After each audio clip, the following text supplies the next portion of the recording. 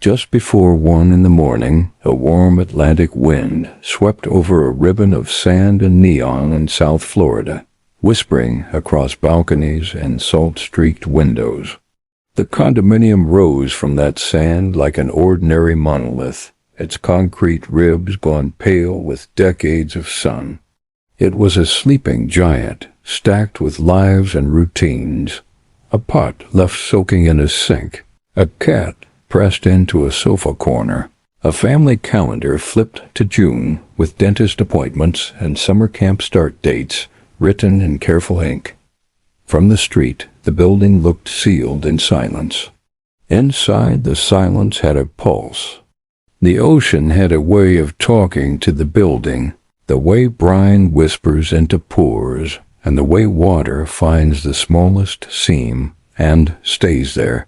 For years, wind and salt and time had been threading into the structure's flat slabs, creeping along invisible steel, staining garages, leaving their signatures in hairline cracks. On a previous afternoon, a letter that had lived too long on a boardroom table was discussed again. A report, written 3 years earlier, about major structural damage under the pool deck, about failed waterproofing, about concrete that had begun to fall away from steel. It was technical language attached to a place with barbecues and birthdays, attached to a cost that would land inevitably on neighbors. Work had started and paused and started again. The sounds of renovation hammered taps, a grinder shrieking had become part of the building's daily soundtrack. Tonight, the soundtrack shifted to off hours, the soft hiss of central air, the small domestic symphony of dishwashers and ice makers, the high chirp of an alarm battery that someone promised to change. On a lower floor, a night shift security guard glanced at a bank of cameras showing basement parking. White lines, numbered spots, puddles that never seemed to dry. He knew the pipe that dripped. He knew the corner near the pool machinery where moisture flared on humid nights like a small ghost. He'd taken video before, sent to a supervisor. Look at this, water down here again. Tonight he watched a camera lens pepper with grains of dust, as if fine sand had been thrown at it. He rubbed his eyes, leaned in. Above him, a teenager lay awake, screen glowing blue over her face, pulse ticking faster after a friend's message. Her mother in the next room stirred at the vibration and rolled over. Across a dark hall, a grandfather snored, the sound gentle and human in the hush. On a higher floor, an elderly widow with a bowling ball's worth of names in her heart had arranged photographs along a dresser. Her husband was there in 2 of them, a grin in a too-wide tie from the 1980s, the year they bought into this view of sunrise, this life above the trees. She fell asleep with the TV on mute, closed captions, marching silently across storm footage from somewhere far away. In the garage, the long slab under the pool bore a history carved by tires and shoes and water. Above that slab, the deck sat like a gray acre at the feet of the building, more plaza than pool, poured in at a time when building codes were different, when the line between engineering and optimism ran thin. The waterproofing membrane meant to protect the concrete from water had failed long ago. Repairs were scheduled. Permits were issued. The piles of rebar waiting near a contractor's fence made a tidy fence of their own. Minutes before the hour, a low animal groan rolled through the building. It was an intimate sound, the kind of sound you hear through your bones rather than your ears, and it caused 2 kinds of reactions. The kind that burrows deeper under sheets, and the kind that sits upright in a rush. Dishes chimed softly in a cabinet. The teenager's phone slid from her hand. The security guard saw the camera in the garage go gray with dust, then return, then stutter, jolting through frames like a heart with an arrhythmia. He stood, stepped into stale concrete air. A drop landed on his forehead. He wiped grit from his hairline, blinking. The far wall where the ceiling met the column flaked, a patch the size of a fist popping free and skipping across the hood of a sedan. He heard it then sharp, staccato bangs that didn't belong to any pipe or transformer, the sound of concrete cracking and steel protesting. The smell changed too, an acrid metallic tang rising from beneath the sweetness of motor oil. Above him a soft patter became a rain of dust. On the 12th floor the widow woke with a start and a wordless change in air pressure, like an elevator arriving. Her bare feet touched the floorboards. Something was wrong. She couldn't name it, and in the next room her television showed an anchor's mouth open mid-sentence, a caption halfway across the screen. In a unit facing the ocean, a father heard a thud through the floor and stood, his brain trying to sort the file for that sound. Not thunder, not a slammed door, something structural. He stepped toward the balcony and saw a ripple move through the pavers of the pool deck, a slow-motion wave that rolled from one end to the other. A planter tipped, spilling soil like dark water. He froze. On the second floor, a mother bent to pick up a laundry basket as the hallway tilted almost imperceptibly to her left. She steadied herself on the wall and thought she might be dizzy. In the garage, the security guard watched as a car's headlights flickered on, then off. From a short and a wire stretched taut in its conduit, a beam above his head coughed out a dust cloud the color of old bone. Outside, a man out for a late walk with his dog felt the sidewalk shiver underfoot, a nuance lost under the noise of surf and distant music. The animal stopped and stared at the building with liquid eyes before pulling forward, uninterested in the physics inside. Far up the beach, a camera on a neighboring condo caught an image and held it, a silent witness with a perfect view of what was about to happen and no way to speak. Another bang. Another. The security guard took 2 involuntary steps backwards and whispered the first 2 syllables of a prayer that he had not said since he was a child. The teenager sat up and called out, "Mom?" Before the lights blinked and the noise arrived, a tearing, rending scream from within the structure's own throat, a sound of defeat and fury and release. The balcony planter slid. The pool deck caved. A car dipped nose first, its rear wheels spinning as the concrete beneath it gave way in a bite. The father on the balcony had just enough time to understand the hole where a plaza used to be and the impossibility of that hole existing, and the fact that all the understanding in the world would not make the physics reverse. The slab groaned again, reached for a fulcrum, found none, and suddenly, everywhere at once, weight shifted to air.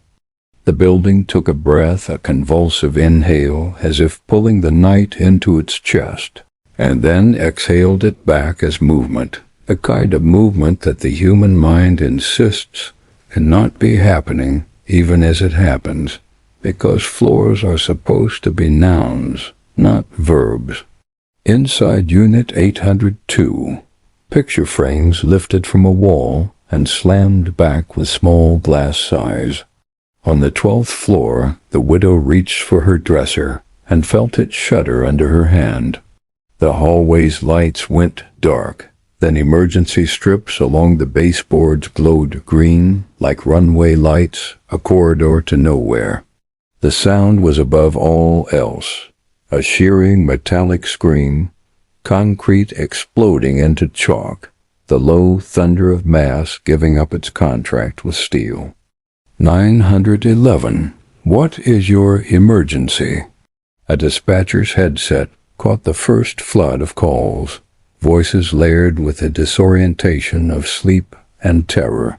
Something is happening to my building, a woman said, her voice flat from shock, as if politely reporting a leak. It's collapsing. Washes of static in the background sounded like a hurricane in a closet, like everything loose in the universe shaking at once. In the garage, the security guard dropped his radio and ran toward the ramp. But the ramp's mouth had become an unlit cliff, and a wind like the breath of the earth pulled him backwards into grit. He covered his face with his shirt. Above, the father on the balcony found himself holding the sliding door handle and struggling against a pressure that pinned the door in place. He thought of his wife sleeping, of his child in the back bedroom, of his keys on the counter. Ridiculous images of order against this new disorder. He yelled their names, and then the floor under his feet flexed, bucked, and ceasing to be a floor at all, fell. Those who had been awake a heartbeat earlier experienced time's stretch. Those asleep woke as they were moved. A woman trying to stand in her kitchen felt herself lifted, then thrown as cabinet doors burped open. Pots and pans leapt like panicked animals, a hail of things suddenly unmoored. Hallway doors slammed open and shut in chaotic rhythm. Stairwell doors rattled in their frames, and somewhere a fire alarm trilled, its small insistence obscene against the size of what was underway. In the adjacent building, neighbors peered through blinds and froze, hands to mouths. In one unit, a man raised his phone and caught a few seconds of grainy footage that the world would later watch on loops, trying to parse the initial moment of failure, a dark void where there had been light, then a taller darkness losing its geometry, then a plume. From the beach, a couple staring out to sea turned in time to see a shopping list's worth of twinkling. Household lights blink and vanish as if someone had pressed a finger on a cosmic switch. "Get out!" someone shouted in a stairwell, the word rippling floor to floor like a thrown stone in water. Doors stuck in frames that no longer squared to the world. Someone pried with their shoulder. Someone else kicked until wood splintered. In a corner apartment, a man grabbed a flashlight and opened his front door onto a wall of dust that instantly took his breath. He dropped to his belly and crawled. The building's inside belly was the color of limestone and smelled like blood and ocean and electric burn. A teenager in a back bedroom screamed for her mother, heard nothing but the avalanche of everything. She clawed through air that wasn't air. It was particulate and ancient, powdered seashells and cement paste and decades of layered paint and the private dust of lives. Cornmeal and mascara and old books and lint stirred into a frenzy. She reached the door jamb by memory and slammed into it, coughed until her throat felt raw, then gasped as the floor under the doorway slipped a fraction. Her mother, on hands and knees halfway down the hall, could just make out her outline in the dim green glow of the emergency lighting. "Come to me." In the next heartbeat, the hall bent in the middle, like a spine under too much weight, and she saw the green lights blink out as cables tore. On the 12th floor, the widow turned toward the door and took a step, then stopped, both palms pressed to the wall. It vibrated like the hull of a ship taking on a rogue wave. She imagined her husband's hand at her elbow, steadying. She looked down at her own, mapped with veins and half-moons of age, and then the floor beneath her lowered with a slow, horrifying elegance, a grim courtesy before speed took over. Outside, The dog walker's heart slammed his ribs as the building made a noise no building should make, a flatted scream, multi-voiced, pitched wrong for the night, a mechanical animal being torn apart. He fumbled his phone, his thumb useless on a screen that suddenly seemed from another era, and when he finally hit the right sequence, told the dispatcher the only word his brain could reach: collapse. Inside the parking level, the columns nearest the pool deck punched free their steel collars, and a slab that had been asked to do the work of a bridge finally refused. Gravity's desire is simple. It sees weakness and it takes. Concrete sheared from rebar like meat from bone. The building's L shape started to reconfigure itself to seek the path of least resistance, and someone in a 7th-floor kitchen looked up to see their ceiling become their horizon. You do not practice for this. Your body tries anyway, reaches for a door frame, an anchor, accepts ceiling as floor, and then rejects the idea in the split second, before it is no longer an idea, but a falling fact. A chorus of car alarms began, rising from the garage with rage enough to shiver glass. Somewhere in that racket a voice was calling for help. Not a lot of words, just one, a word worn down by men and children and animals when language has to shrink to fit terror. The neighbors who would survive had already survived in the arithmetic of who stood where when the geometric reality went non-Euclidean. The building swayed, tried to decide whether to stay. It did not choose to go all at once. Part of it had already gone. And then it found the fulcrum. It needed to become a different thing entirely. The tensile memory of rebar was erased by weight. The column grid lost its family of support. For a fraction of a second, all the molecules in the place hung together on a bargain, and then that bargain failed in a jitter of collapse waves that nobody alive in that building would remember later, because after the suddenness, there was only noise and sky and dust and falling, and an open cut in the night where a cliff of apartments had been, edges raw like torn paper. The tower's interior, usually hidden, was displayed in an obscene cross-section. Beds cleaved neatly, paintings tilting on half walls, a refrigerator still humming on a floor that now opened into nothing. A hallway ended mid-air. A child's poster of a basketball player rippled in wind from the ocean that now had a new path inland. The old air inside the building met fresh night air in a blast that flung curtains and receipts and letters high into a spin, then set them on their final trajectories. A takeout menu landing in a sea grape, a family photograph face down in sand. The shock wave ran ahead of the dust. It rocked cars at stoplights blocks away and sent pigeons flailing into new vectors. Then the cloud came rolling, a beige tide pouring out into the street and up into the palms, enveloping everything in a visibility of inches. It tasted like pennies and plaster, like your lungs had gone somewhere very old and were struggling to return. People ran blind with their hands out, coughing, bumping into fire hydrants, into each other, calling names they couldn't hear. A man in pajamas looked down at his bleeding feet and could not remember why they hurt.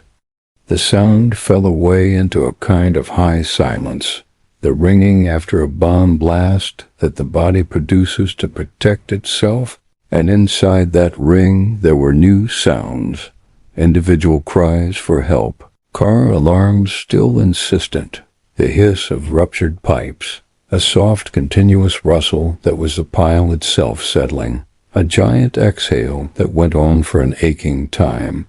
From beneath, smaller sounds emerged, tapping with a rhythm that suggested thought and hope, then the drifting off pause of someone saving their strength. A voice that said, "I'm here," and then coughed. The thin, layered sound of many people's phones pinging signal and dying. First lights appeared like fireflies through the dust, the flashing bars on the first police cars, blue and red strobes stroking the powdery air. In seconds, then minutes, the street filled with sirens, engines, boots. Miami-Dade firefighters poured from trucks with helmets tucked to chins, eyes already scanning, seeing past the chaos to ladders and lines. What can be done now? What cannot? A chief took in the footprint at a glance, the void where half the building had been, and the pile of what it was. 13 stories collapsed into a stack of broken concrete slabs, layers like lasagna punctuated by mattresses and chairs, and rebar turned to bristle. In that first hour, the instinct was pure forward motion. A firefighter scrambled up the slope and sank to knees in a nest of crushed aluminum and blankets. There was a hand here, reaching, a boy's hand, and he took it, and the boy's voice, hoarse as a sandpapered thing, said he couldn't feel his legs. The world glowed around them in emergency light. The firefighter spoke into his radio. Alive. Others moved toward the open vertical cut, calling into it, aiming lights into rooms still intact up to the edge of nowhere. They listened. The weight of what wasn't heard pressed down. From balconies in the portion still standing, people leaned out, eyes wild, waving phone flashlights. "We can't get out," a woman shouted down. Stairwells had buckled somewhere in their runs. Doors jammed. Firefighters raised ladders, ran them to balconies, took one person at a time down, the building complaining beneath them with low metallic moans that made everyone glance up and recalibrate risk. The weight of one more person on a ladder versus a plunge. They made the only choice there was. Families began to gather in the parking lot of a synagogue up the street, dislocated and barefoot, dust outlining tears in their faces. They spoke to one another in fragments, building lists of names, building lists of rooms. They were on the 9th floor, facing the ocean. She texted me at midnight. Phones rang unanswered until voicemail picked up with its cheerful refusal to accept what had changed. The air filled with light as more engines arrived, then heavy rigs, cranes and backhoes that would later be used like surgical instruments, their massive jaws guided like tweezers. For now it was ropes in hands and old firefighting instincts. A team began to carve a trench through the pile to look for voids, those rare geometries where physics makes room for the living. They moved in rotations, 30 minutes on, 30 off, because the heat inside the mound of concrete rose and held. There were fires smoldering within, deep as ovens, hungry for oxygen, and fed by couches, paint, the private chemistry of household things. On the far side of the debris field, a rescuer reached into a darkness edged with splinters and felt a face and talked to it. Hushed words in the language of human panic and comfort, a lullaby reduced to its spine. He held that conversation until the face's breathing slowed, until other hands took over, until the face left his hand on a backboard, eyes closed. There would be triumphs this first day, and then a long tapering into retrieval, but not yet, not yet. Hope was a living animal, pacing. Around the perimeter, tape fluttered, a boundary that moved out and out again as bricks flew off the pile from its own shifting. Medics triaged. Police held lines while also answering questions because there were only humans here, not roles under the streetlights. Reporters arrived. Their vans pointed dish-shaped ears at the sky, as though news were weather. Survivors wrapped in blankets blinked at microphones and refused gently to speak. It was too large for words. It would take days for words to catch up, and then they would be insufficient. On a folding table at the hotel that would become a family reunification center, plastic cups of water were set out and not drunk. The air conditioning inside was a shock after the heat outside. Volunteers passed out chargers for phones whose batteries were hatefully finite. A man who had been on an airplane in the sky an hour earlier from a different city landed on a new Earth and clasped a two strangers' hands in front of the check-in desk and said, "Please." There weren't enough words to meet this moment. There never are. There were lists, and the lists helped. The boy pulled from the debris said his mother was still inside. He asked every person he saw if they had found her yet, as though by repetition he could force the physics to reorder. The firefighter who had held his hand went off to carry hose, and then found his mind returning to that moment, skin on skin. A pulse under dust and electrical exchange that will always be the point in the story where he does not cry. He will cry somewhere else, later, in a shower, the water leaving gray runnels at his feet. All night, the pile creaked as if remembering. Listening devices went down into it, parabolic microphones. Fiber optic cameras pushed into holes. Rescuers paused and raised their hands when a faint sound came up, whistling for silence the way they've trained their entire lives to do, a quiet more intense than any shout. Every pause held arms in the air that began to ache, faces tipped like flowers to the concrete, ears praying to catch even the suggestion of a tap. Sometimes it was only the settlement of rubble. Sometimes it was more. Dawn crawled in over the ocean and found the building like that, opened. The pink light made the edges look tender, as if new flesh were growing.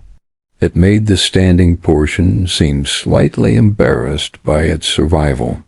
Families watched the day arrive with new eyes and felt the weight of it set in their chests, and for some, a thing like acceptance was still far away. There was a small roar as a piece of slab sloughed off the pile and tumbled down. A rescuer shouted a warning. The air smelled like hot dust and salt and smoke. The day widened and the heat started to press down, humid and relentless, like a hand on the back of your neck urging your head forward. The initial speed of the emergency had already become a slower, grinding time. The time it takes to try to coax life from stone, the time it takes for hope to learn patience or to exhaust itself and go quiet to save strength. On the esplanade along the beach, a woman looked at the open face of the building and began to pray out loud. Not loudly, just conversationally, as if speaking to her God on a bench with the ocean for company, asking him to hold those inside as if they were sleeping, to put his hand under the slabs and lift, and the lift never comes from miracles so much as from muscle memory and machines, and even those are not enough when a calculus of structural elements says otherwise. By afternoon, the pile had turned into a choreography of measured aggression. Excavators moving in with diesel breath, jaws where teeth gleamed with fresh scratches, claws that could peel away a layer of rubble thin enough to expose a toothbrush, and then, seconds later, lift a concrete lid heavy enough to crush a truck. Spotters in helmets stood close, arms windmilling to guide, voices cracking with urgency. The machines hummed like giant insects. The firefighters beneath them were insects beside insects. Luminous vests against the dust, heads bowed vertiginously close to teeth. It was a dance made from trust. At any moment, the standing portion could have changed its mind. Engineers with laser scanners watched it the way a doctor watches a fever chart numbers. Angles, lean, a set of measurements that could mean catastrophe. They marked columns with spray paint, X's and arrows and circles around cracked heads that whispered their age. On easels under a tent, maps of the building's original plans were pinned, paper now stained with coffee rings and fingerprints. Fingers traced the lines of the pool deck slab, of columns with names like 9.1 and 10.1, of the sheer wall near a mechanical room, of the missing top bars a later federal investigation would talk about in cautious, precise language. At this moment, nobody spoke in absolutes about cause. They spoke about places to probe, about voids found, about access, about weather. Weather had its own schedule. A tropical system spun over Caribbean water, like a coin that might fall either way. Sky darkened and brightened in hourly cycles that made the pile slick and then stick again. The sun punished. The rain cooled and then steamed. When lightning moved in, the cranes froze. Everything stopped except the impatience clawing inside the ribs of those who waited on the family side of the tape. Between the families and the pile, a steady flow of officials crossed the asphalt. A county mayor who had not slept, a fire chief with his jaw set, officers carrying handouts that tried to translate engineering into comfort. Comfort does not translate. Names were read when they could be. Sometimes there were none yet. Sometimes there were only a ring, a tattoo, a bracelet, still warm from the heat of the pile. Chaplains took people aside, and there were the kinds of sounds that do not carry on the air so much as saturate it. A little cat, black with a white patch at its throat, slipped out from under a fence somewhere and was recognized days later by someone who had cried all his tears dry. The smallest scale of mercy threaded through the largest scale of tragedy, like beads on a string too thin to see unless held to the light. At the hotel that had become the center of the heart, families sat in a ballroom with low ceilings and bad carpeting, and a projector screen that filled with the faces of those not yet accounted for. The screen cycled, and people held their breath when their person's face appeared, then exhaled into a sob or a pause. The rhythm of the days would be built from those cycles. From briefings where engineers explained this, there are voids and we are listening. And this, there is a fire deep within we are fighting. And later, the standing portion is a threat to rescuers and must come down. There were hands raised with questions that had no good answers. There were hands raised to volunteer for anything, to feed the rescuers, to carry cases of water, to write names carefully on poster board. Inside the pile, the work moved like a heartbeat. Push in, pull out, listen, dig, stop, listen again. Thread in a camera, find only dust, then hit a pocket of air and a tangle of wires like black eels. Each discovery brought a pause in which everyone in view would turn to look toward the families in the distance, as if looks could communicate before words do. The boy rescued early told his story again and again to the people who needed it like oxygen, and it sustained more than one for another hour, another day. On the fourth night, a tremor ran through the standing portion so pronounced that even those unfamiliar with buildings felt it in their teeth. Rescuers froze and then backed off. Engineers circled, speaking in a language of risk that was never truly understood outside their circle, not fully. The decision was made. The part still standing would be felled deliberately, to free rescuers to work unimpeded by the dread of sudden secondary collapse, and to keep them alive. Tropical storm Elsa was tracking closer. The calculus that had been about lives under the slab shifted to include the lives above it, too. The ones working with harnesses, the ones in yellow. That night, the placement of charges began. Levers and wires and lines of bright tape appeared like a diagram on the building's face. Holes were drilled, the drills sending up a keening that sounded like the building's own complaint. The plan was to make a structure like a tree fall into itself, inward, avoiding the pile where voices had been heard. A controlled collapse is an art of violence, the very opposite of the tidy word controlled. It makes even those who agree with the logic feel the betrayal of it in their bones. Families were told that the work would stop while explosives were set. They were told that the demolition would take place quickly, at night, when wind was right, and that afterward the search would resume with more speed and safety. Those words ran into the brick wall of hope and rebounded weakly. In the ballroom, a woman stood and spoke not as a lobbyist or an engineer, but as a mother, and she said she did not understand how bringing anything else down could be called mercy. A man stared at the ceiling tiles and named them white, off-white, white, a coping trick he'd learned in a different emergency long ago. Anything to keep the fear from flooding his body.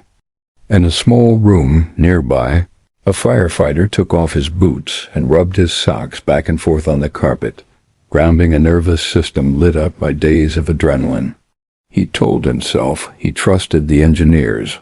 He told himself that controlled collapse was the only way to make it safe to dig with the speed they needed. He pictured the run-out angle and the blast mats and the curtain walls, and tried not to picture the faces on the screen in the ballroom. He closed his eyes and saw concrete as if it were alive, like sedimentary rock in a geology textbook, animated. Layer upon layer, each layer a neighborhood. He opened his eyes and tightened his laces. By late evening, on the 4th of July, the street was cleared to a distance. Residents evacuated from a radius that made a map of absence around the building. The final wires were checked, then checked again, because failure here meant more deaths. The charges waited in their holes like teeth about to bite. A wind off the ocean licked the flags on the fire trucks and made plastic caution tape hiss softly against metal rails. The world watched through camera lenses from balconies from media trucks, from the dark safety of houses miles away, watching live feeds glow on walls like virtual bonfires around which townspeople gather to hear a story about themselves. Under the boom lift at the base of the building, a man with a hand on a metal box took a breath and let it out. There was a count. It wasn't heard everywhere. It didn't need to be. In the rooms of the hotel, families pressed palms together. In the command tent, the chief looked down at the table, and then at the building, and then at the man, a nod that had gravity in it. The man looked back at his hand as if he could see stories in it, then he pressed, and the building that had stood for 40 years folded into itself like a tired thing sitting down. The charges fired as a rip of light across the facade and a series of contained concussions, percussive pops that made the chest vibrate. For a second it looked like it might tilt toward the street, hearts lodged in throats, and then the calculation that had been drawn up on paper became real. The mass fell inward, floors slapping down in a series of fast, sickening claps. A plume lifted into the night in a clean gray column, then spread a skirt of dust that skated along the asphalt, and over the heads of the assembled, a ghostly tsunami. It smelled different than the first collapse, sharper, hotter from the explosive's chemistry. When the dust thinned, the outline was altered. The exposed rooms were gone, the ragged tooth of the standing portion now a neat line. The pile had changed shape, flatter, the geometry friendlier to heavy equipment and stubborn about surrendering its puzzle.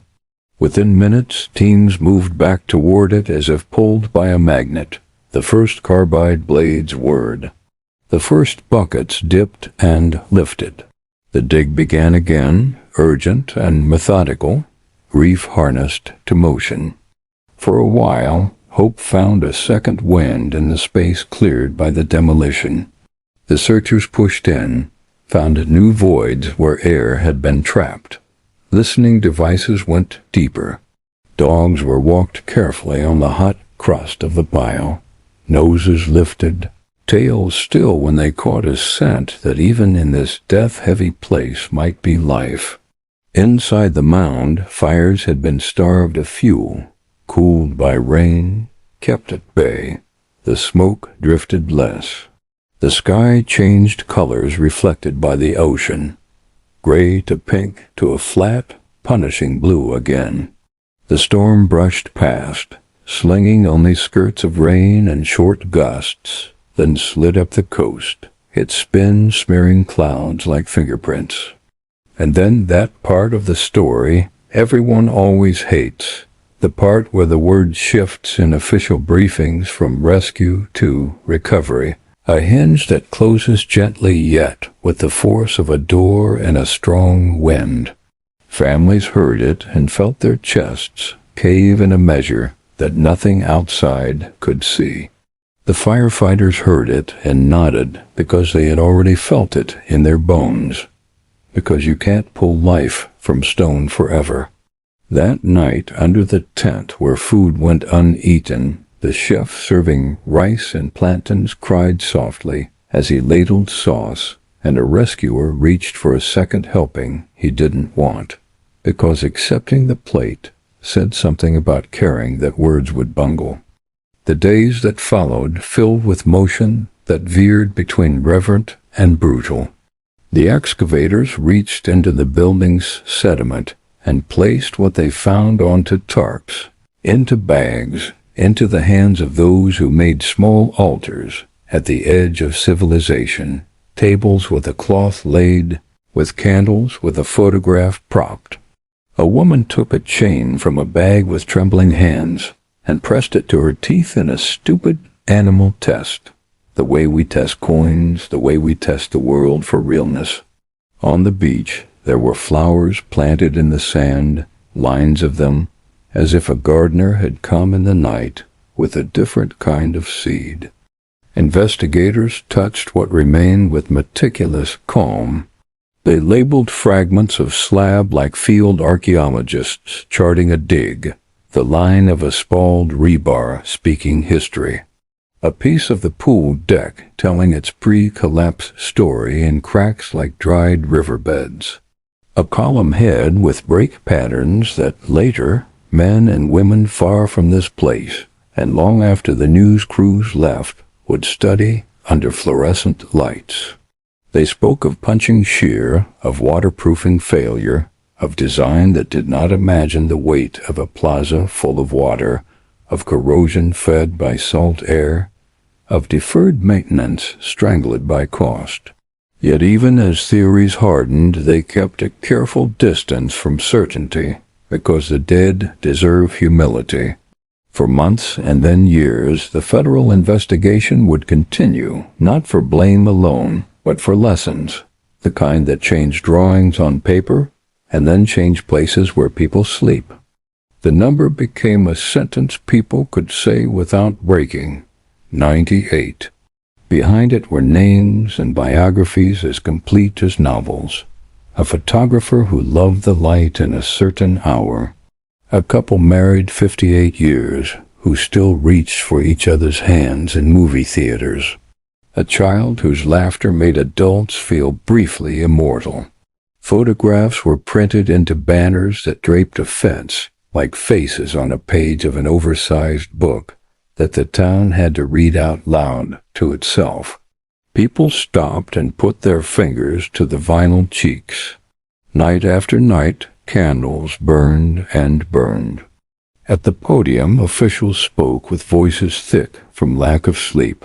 The mayor's words were composed, the county's resolve was declared, and the fire chief's voice wavered once when he thanked the crews who had crawled into the spaces the world could not see. From Israel and Mexico, experts had come and then gone, leaving behind sticky notes in Spanish and Hebrew on the command boards, small bright flags in the monochrome sea of plans. Rescue dogs padded home with raw paws. The firefighters who had worked the pile went home, changed men and women, quieter. Some could not stand the sound of a blender for months because the pitch matched a saw that had cut through the pile. Those who had waited in the ballroom dispersed into griefs that would become private routines, setting an extra place at dinner for a time, and then not. Stopping half a block from the hole, where an address used to be, and then going home by a new route. In courtrooms that had the feeling of hard benches and stale coffee, families and survivors and insurers and boards sat through careful explanations of liability and of law, a language as dry as paper catching on an ember of outrage and sorrow. Settlements were reached that would never match what the settlement tried to replace, because money cannot hold a hand or watch a sunrise from a balcony and taste salt on a lover's cheek. Yet money could do this. Force a reckoning with a way of building and a way of maintaining and a way of denying. Laws were amended. Inspections gained teeth. Reserve studies became mandatory, because cheaper now often becomes dear beyond bearing later. Engineers and politicians used words like recertification and milestone. Residents used words like safety and fear. The ocean kept moving, because it moves through everything. On a morning months later, the hole where the building had stood was smooth as a scar. A crane stood over it like a mother bird. Nearby, a wall bore the faces of those lost, and people kept coming to press their palms to those faces, to leave behind stones and shells and notes folded into triangles. A siren passed, and nobody flinched. That summer a boy walked down the beach and stopped to look at the place where workers in hard hats were taking measurements with laser levels. He was taller now than when he'd been pulled from the rubble, a growth that seemed both rude and right. He felt his mother's absence like weather far away and inside him at once. He turned and looked at the ocean he ignored until it roared and saw it simply as a body that wants to enter everything, as patient as gravity. He wondered if buildings could hear the sea. He decided they could. There, at the edge where land meets a water that will always return, people built and live and will build and live again, because that is what people do, stubborn, tender, incurably hopeful creatures. They will bring their babies home to high floors, and they will stand on balconies at midnight to feel wind on their faces, and they will trust that the floor beneath them is a promise kept. They will put faith in engineers and inspectors, and in their neighbors' willingness to pay now for what cannot be paid for later. They will walk dogs and throw keys on counters, and leave bowls in sinks, and go to sleep with television captions, scrolling under the news, the air conditioning humming its white lullaby. And somewhere inside the heart's concrete, there will be an awareness that stone does not care, that steel only remembers for so long, and that vigilance is the act of love by which we keep houses from screaming in the night. If stories like this move you, subscribe for more true events that change the world.